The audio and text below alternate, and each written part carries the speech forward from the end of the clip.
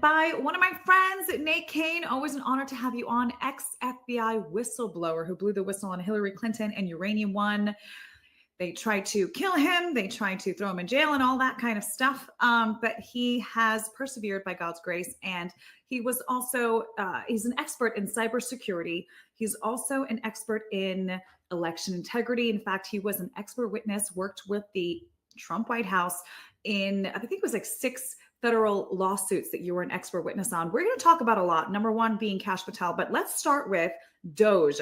What is your opinion on what President Trump and Elon Musk are doing with cleaning out the corruption and the money laundering agencies in the country? What are your thoughts on that? Well, it's very interesting. What I blew the whistle on back in 2018 was essentially a whole host of files that had to do with money laundering. And, of course, this was money laundering, a lot of it related to Uranium One, but it was also related to NGOs funneling money into her foundation, the Clinton Foundation and Clinton Global Initiative. So I find it very interesting that now we are seeing a continuance of that because, of course, the FBI did nothing about that back then. So why would they feel like they needed to stop doing what they were doing? And in fact, it appears that through USAID, you have had just a ton of U.S. taxpayer money that has gone into multiple NGOs around the world. And that money has been funneled through, one charity after another, eventually back into the hands of several of these criminals. And I think that that's what we're going to find. I think right now with USAID, it is the tip of the iceberg. And it has been, this slush fund. I think a lot of it has been fueling the LGBTQ agenda, obviously, around the world, and the trans agenda. And Donald Trump is shutting it down with the help of Elon Musk. And I am very grateful and very happy to see that finally we may actually see some justice. Because for the last 4 years under the Biden administration, it's worse than it was even under Obama. I think that Obama had some things that he would not allow for even in his administration that the Biden administration seems to have just, completely become lawless 100%. Yes, it's amazing to see the corruption being exposed more than ever. It's like the first 100 days of President Trump's second term. It feels like 100 years have already passed by. I mean, he is doing so much slashing and cutting and exposing. Elon Musk just talked about, there's people in the Medicare who's receiving Social Security who are 150 years old. He said they should either be in the Guinness World Book of Records or we need to stop funding that person. I think he spot on. You're an expert in cybersecurity, national security, and obviously also elections. Can you talk about you being an expert witness with the 2020 stolen election? Can you talk about what you have seen, what you have uncovered, what you found out, and what you also testified to in these federal lawsuits?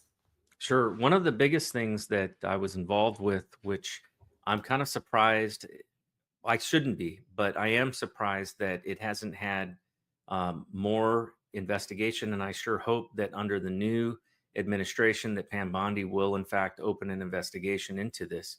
Was during the 2020 election, we found massive amounts of counterfeit ballots that were being trafficked. Of course, this was largely exposed by the Thomas More Society Amistad Project. And there was the truck driver, Jesse, that came forward about the 100,000 ballots that were loaded onto his truck. And I worked very closely with many of the investigators that were involved in that. And in fact, I saw witness statements from people who loaded those ballots onto the truck. And, these are legal witness statements that were handed over to the FBI. The FBI did nothing about it. The Attorney General did nothing about it. He actually had started a investigation and started putting together a task force, but then abruptly he shut it down.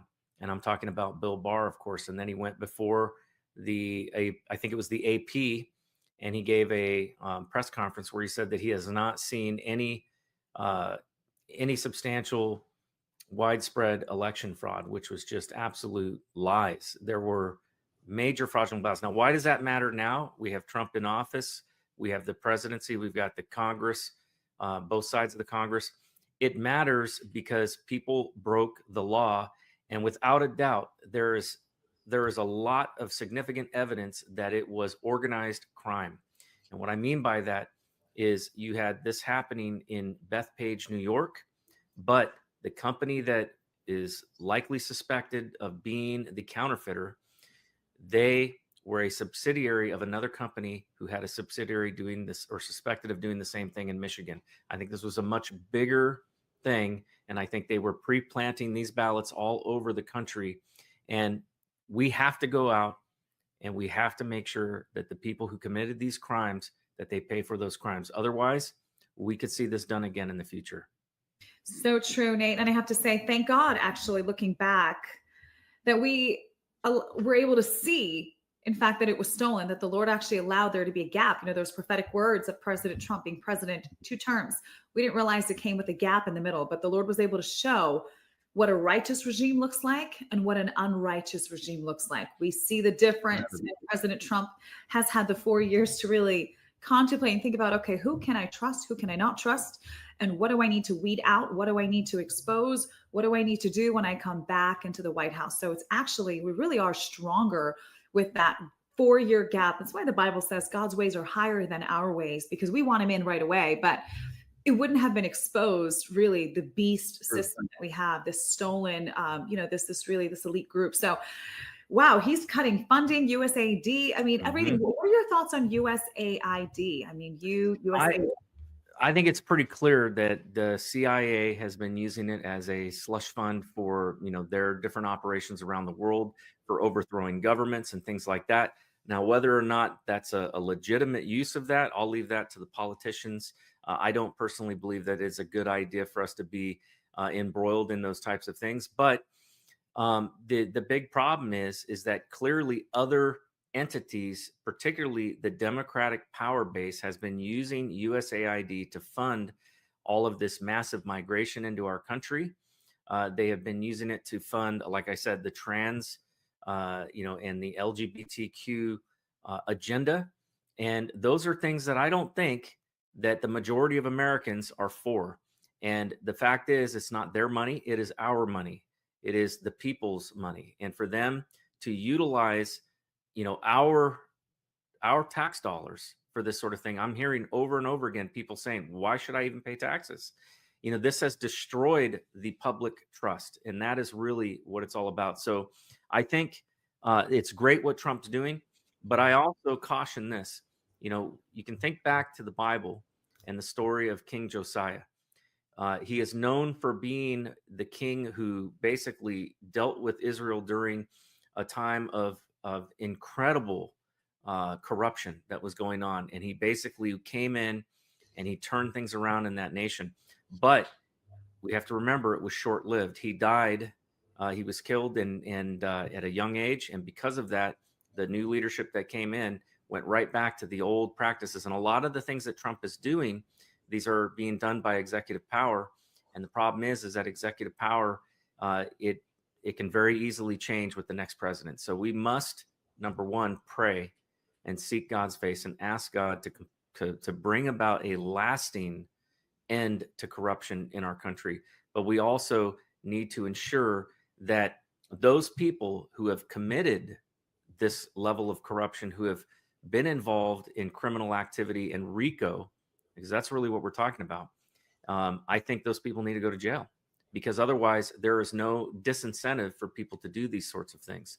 And where I think right now, where Doge, I think, is going to find even more corruption, probably even more than what has been going on with USAID, is in the COVID, the COVID criminal enterprise. In fact, I just released a piece on Unleashed, the political news hour on America Out Loud, and I had a couple of really great guests on to talk about this. But they are going after the hospital practices that killed a lot of people, and it looks very clearly that money was involved, because they were making a lot of money.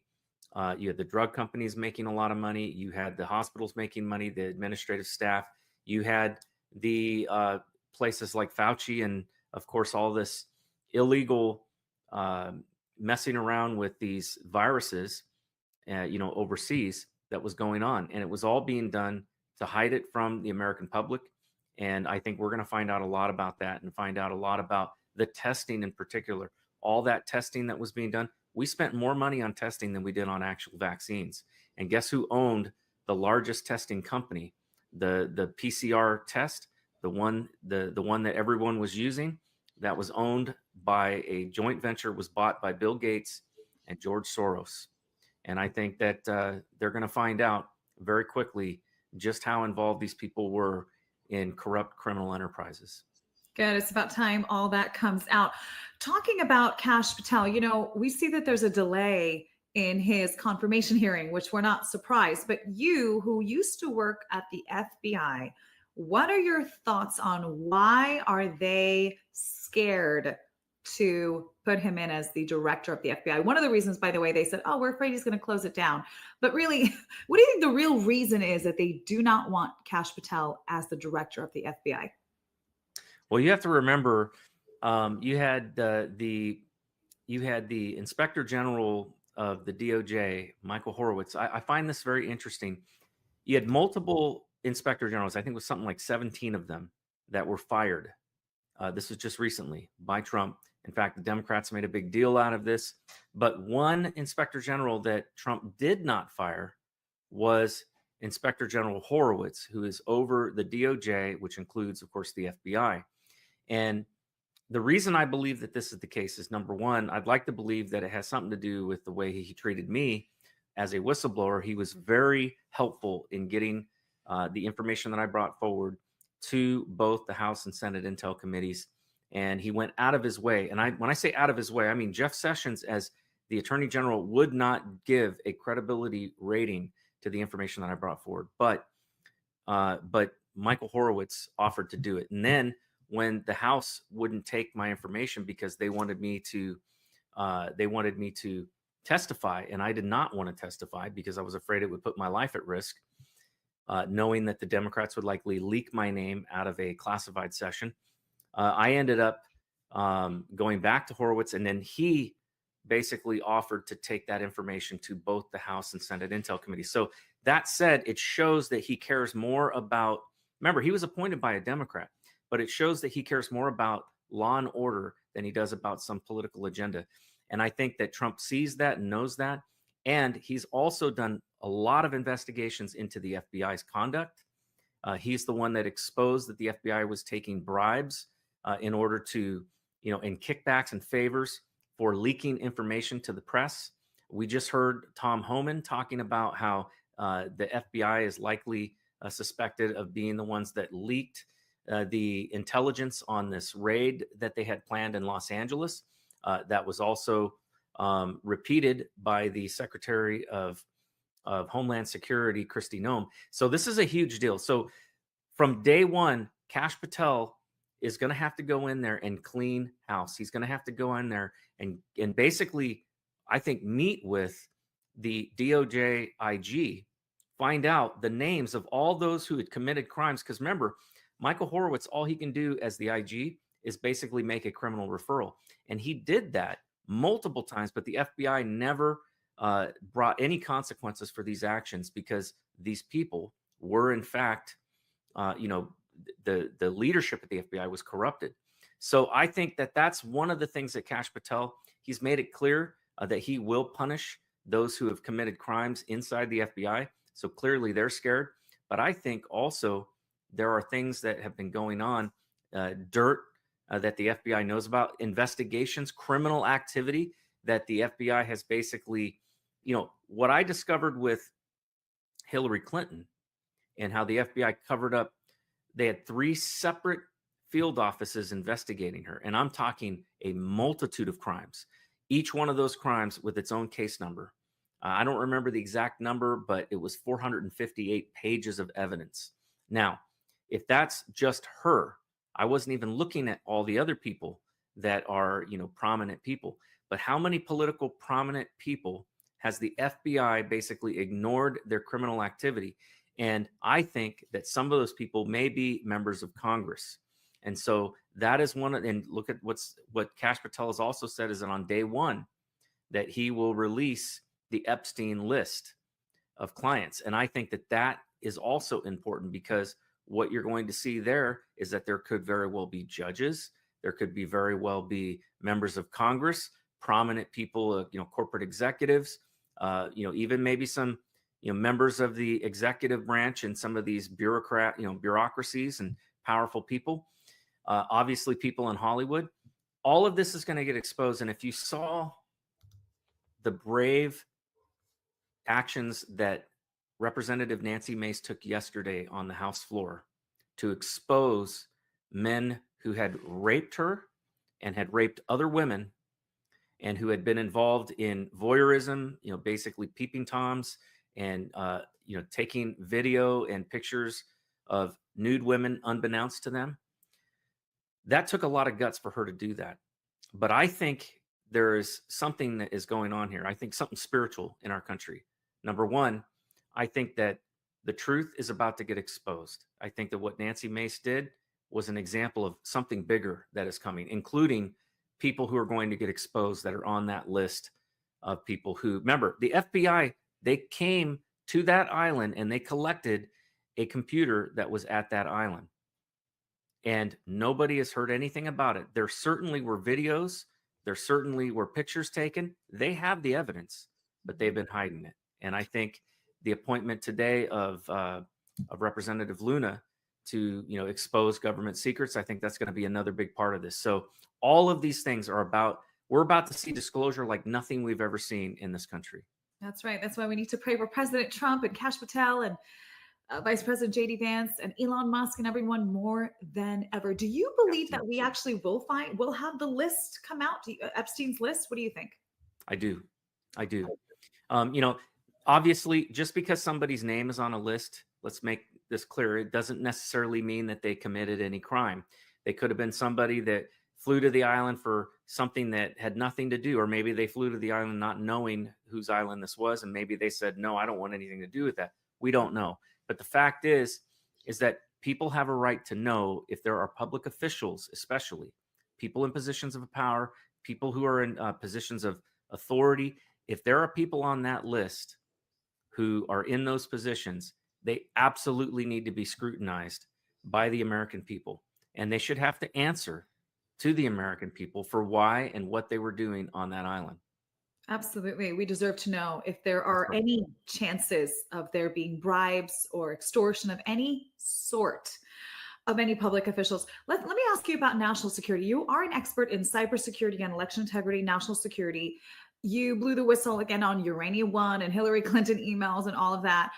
What are your thoughts on national security now that we have President Trump in office? And also maybe what are some weaknesses that President Trump can help with in your expert opinion?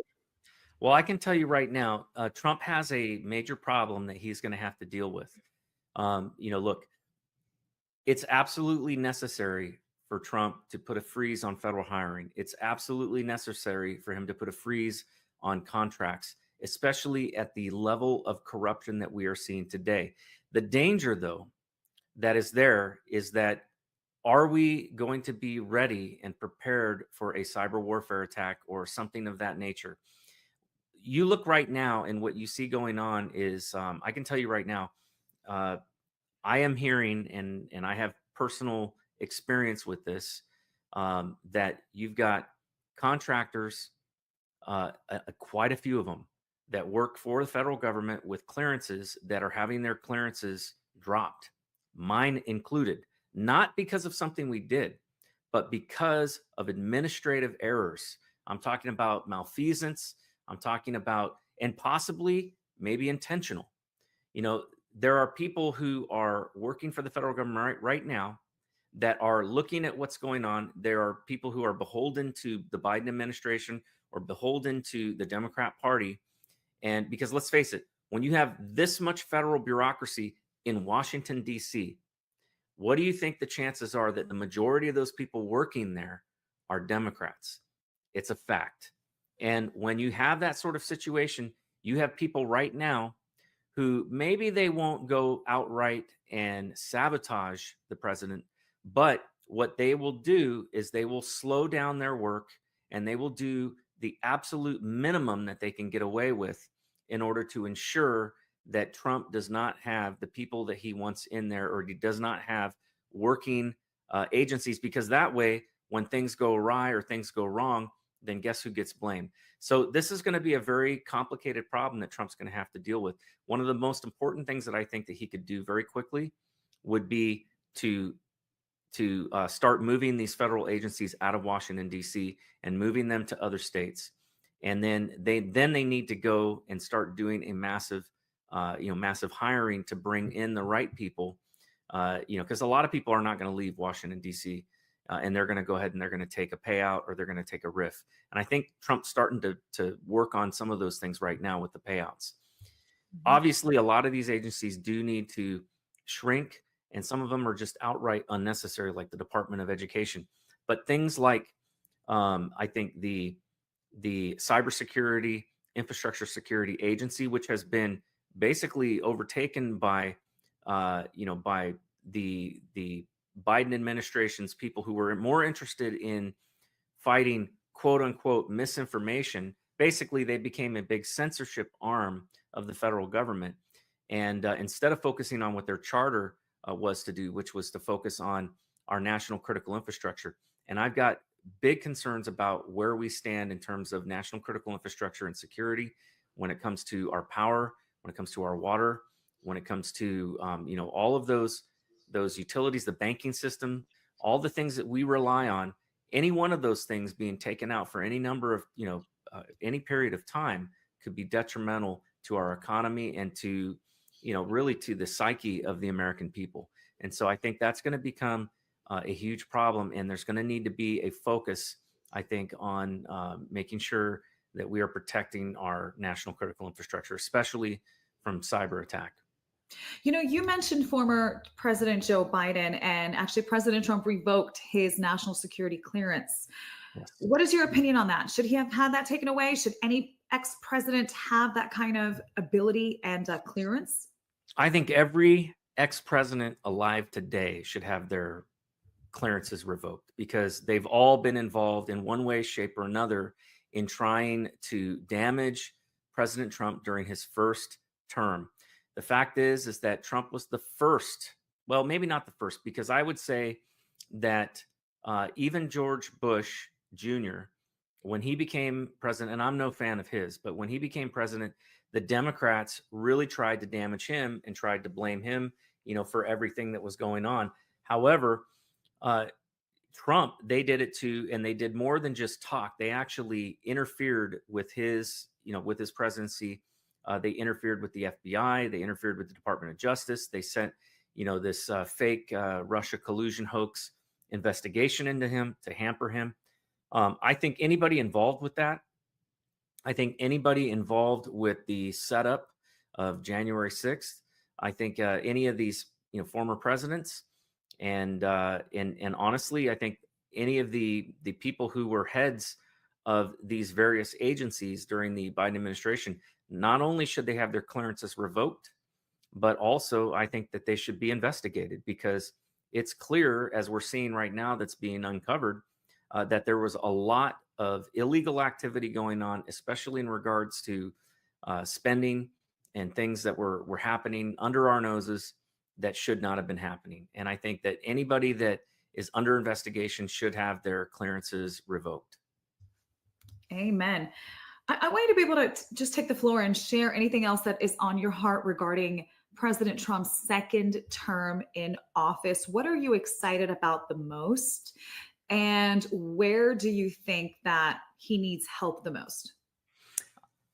Without a doubt, I'm most excited about DOGE and what they are uncovering. I think that is probably the most important thing. Maybe equally as important is the border issues, and Tom Homan is doing a phenomenal job, making sure that we round up all of these criminal aliens. I just wrote a Substack article on actually last week on the issue of Guantanamo, and Trump has moved everybody out of Guantanamo that was a post 9/11 terrorist. They've either moved people to other countries, like Oman, a deal was made, or they used one guy who was in there to trade for several Americans that were being held, in captivity by the Taliban. So Trump is making moves. Now, Catherine Herridge was in Guantanamo, and she was reporting that they were building number one, they were bringing in illegal aliens to Guantanamo. And these are not just your standard run of the mill illegal alien that's just here to, work and make a better life for himself. No, these were criminal aliens that are violent, involved with drug trafficking, human trafficking, pedophilia, murder, those types of crimes. These guys are being moved to Guantanamo. That is clear now. The Secretary of Homeland Security, Kristi Noem, has talked about that publicly. But last week I was looking at the things that were going on with what Catherine Herridge was reporting, and the fact that one of the executive orders that Trump announced was the restoration of the death penalty at the federal level, which I think is absolutely necessary. When you have people that come to this country illegally and they murder American citizens, they should be put to death. When you have people that come to this country illegally and they're involved in pedophile rings, or they're involved in trafficking of human beings, which is tantamount to human slavery, they should be put to death. That is something that I believe is biblical. And I think we have to do this in order to restore justice in America. And what better place to house these people than Guantanamo? Because we've learned from MS-13 and other groups like Tren de Aragua, this is the Venezuelan gang, that these guys get into our prison system and they build a massive network of criminal enterprise while they are in there. And that's why we have to move these people to Guantanamo, where they don't have the ability to build those networks. And I think that it's absolutely appropriate. So I'm very excited about that, because I think also what we're seeing with the designation of the cartels as terrorist organizations, if we capture these cartel members, you better believe they're going to be sent to Guantanamo, because they are now militant. They're basically considered combatants, and I think that's important. They need to be held there and they need to be interrogated until we wipe out all of these cartels. And I think Trump, his demands on, people are concerned about the tariffs, talking about, this is so bad, it's going to cause the price of everything to go up. But what we've seen is Trump has used the tariffs as leverage to get these countries to do what we need them to do. Both Canada, which has had, I think, over 300 people on the terrorist watch list that we caught coming across their border. That's twice the number that we caught coming across the southern border. People don't realize that.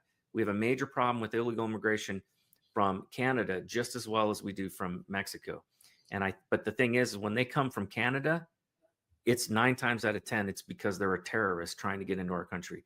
And so we've now, Trump has used this wedge issue, or used this issue of tariffs, to get what what he wants and what the American people deserve, which is protection. Totally. He's been using it as leverage. I didn't know that 9 out of 10 coming across the Canadian border are terrorists. I did not know that. Speaking of terrorism and terrorism funding, I know you're an expert in that as well. What are, besides, I think you mentioned the USAID, what other ways were we funding terrorism in America, unbeknownst to the American people?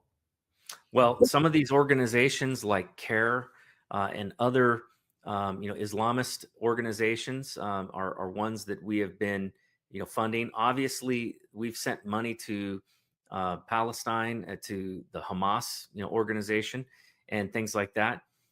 There's some, the biggest things that we've done that I think has been, the Biden administration has really been just reckless with, was the release of money by, that had been held, that the Iranians had basically been funneling through.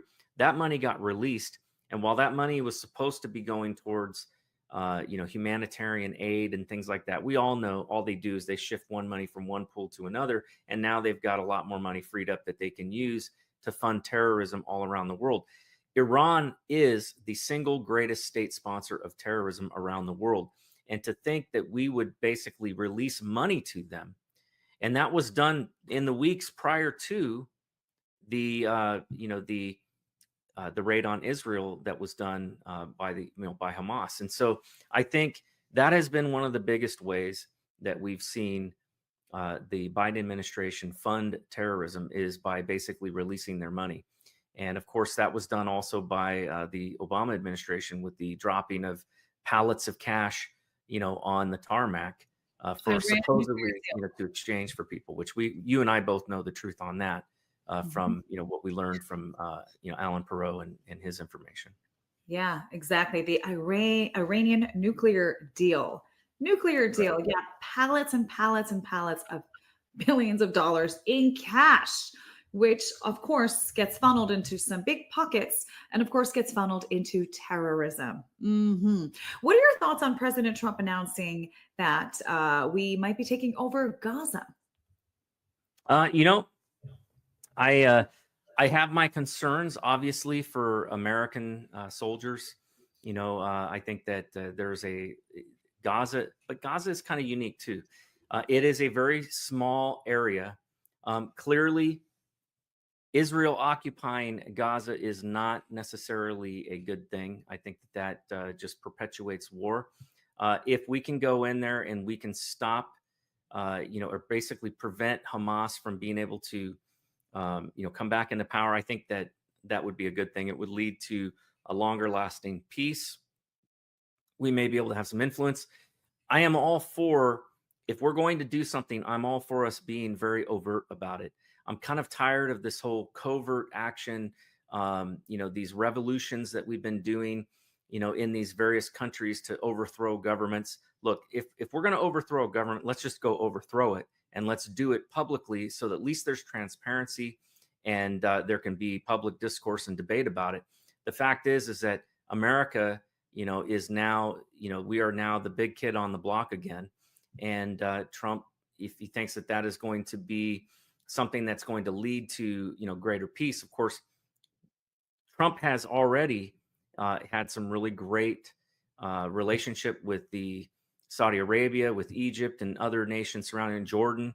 And so I think that there is support from the Arab nations to where we could have some sort of coalition, with those Arab nations to have some sort of peacekeeping force there in Gaza to ensure that groups like Hamas, because remember, none of those nations want, none of them are friends with Iran, and Iran really is the problem. So if we can keep Iranian influence out of Gaza, and we can focus on ensuring that, that there is peace in Gaza, but that you don't have these groups like Hamas taking footholds in there, I think that would be a good thing. But I think it's going to require a broader coalition of peacekeeping forces that includes probably Egypt, Jordan, and maybe Saudi Arabia. Yeah, none of those countries have wanted to take in the Palestinians. So that has been, and I don't blame them. In fact, that that brings up a very good point. Those countries right now that have Turkey is a big one. Okay, they've got a bunch of Syrians, right?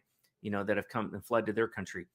One of the things that we should look at with these countries that don't want to take refugees, look, we should not be taking any of those refugees here in America, because they're, number one, they're on the other side of the world. They're not in our backyard. And on the basis of what our current rules are for refugees, is they should have to go to the border, or go to a nation that borders them to apply for refugee status. But there's no reason for them to come here. They don't, many times don't speak the language. They don't have the customs of American, culture. It's not easy for them to assimilate. But what if we were to say to these countries, look, in lieu of taking refugees, you need to participate in helping to secure peace in this neighboring country of yours? Obviously, the two biggest nations would be, for Gaza, would be Egypt and Saudi Arabia. For the West Bank, it would be Jordan. For Syria, it would be Turkey. There's no reason for us not to get these countries involved in ensuring that there can be peace there. And I think creating diplomatic communication between Israel and a new government that gets set up in in the Gaza Strip. Yeah, President Trump mentioned that he's not planning to send any American soldiers to Gaza. But I do believe, Israel allowed Gaza to rule themselves, and that was a big mistake because we've seen what happened. Obviously, they voted in terrorists, Hamas, and we saw the repercussions of it. So I do believe that there is some kind of third party that needs to help and be involved without sending in our own soldiers. Otherwise, it's a mess. So someone has to help in a certain way, and it can't be Iran, obviously. Moving on, Yeah. Yeah, go ahead. You want to comment on I that? was just going to say that one of the other problems, though, too, that has happened is that you've got countries like Qatar that has basically allowed for some of these terrorist groups like Hamas and the leadership in Hamas to, stay in their countries. They've also funded a lot of, they've allowed money to go flow through them as well. So I think we have to be very careful about who we allow to, to be a part of this peacekeeping force. But I do think that it's not likely that allowing Israel to occupy Gaza will lead to any lasting peace. I think that would be a disaster. So I think Gaza is there's a long. This is not so much true with the West Bank, but the Gaza Strip in particular has a very, very, very long history of being in the hands of Arabs and not in the hands of Israel. So I think that particular piece of land is going to need to be a homeland for Palestinians, and maybe many of them can return there. But I think that we're going to have some say in making sure that there's a stable government that is anti-Iranian. Amen. And we pray for the peace of Israel and also even the peace of Gaza. Let them all find Jesus. Amen. Any Amen. last thoughts, Nate Kane, that you want to share with our audience before we go? The last thing I think I want to say is just, look, we've got a wonderful new government that is doing great things in our country, but we cannot and should not, sit back on our laurels. We have to ensure that we are doing what we can for the next, because we got to remember we're going to have elections again in 2 years, and then we'll have a new president in 4 years. So we've got to make sure that we are vetting new candidates and people that that we think that, number one, are not corrupt, that are moral, that are outstanding, and we want to make sure that they are being supported and that they are good candidates that can win. The other thing, though, that we've got to do is we need to be working on getting both our federal legislature and our state legislatures to look at our laws that currently exist. And if they are broken, they need to fix them. And if there are laws that are missing that need to be there, for the safety and security of our people, then we need to be pushing forward to get them to pass those laws. And one of the biggest areas that's still, in my opinion, is not resolved is this issue of election integrity. I do think that we had we basically had the blessing of the Lord on our nation over this last election, and I think people have woken up. But I think my fear is that people will get complacent, especially right now. Things are a little tough, but eventually we're going to begin to see the fruit of all the cleanup that Trump is doing. And when that happens, it will be easy to simply become complacent, and we cannot allow ourselves to get complacent. Yeah, that is so true. In fact, I was going to put out a tweet last week and talk about that. Okay, now we need to continue to clean our voting rolls around the country because elections are coming up. We have the midterms coming up, like you said, in 2 years, and another presidential election in 4 years. And I mean, gosh, it looks like it is going to be almost impossible for the Democrats to take back the White House after we see such an amazing trend that President Trump has been setting with his first month in office, which is clean up, which is what the American people voted into the White House. Nate Kane, always an honor to have you on. You guys can follow him, and I suggest you follow him on X, Nate Kane 4WV, West Virginia. I know you did run for office there. Hopefully in the future you get to run again. But we love you. Thank you for joining our program and sharing your expert advice and opinions with us here today. Thank you. It's been my pleasure, and I appreciate you having me on.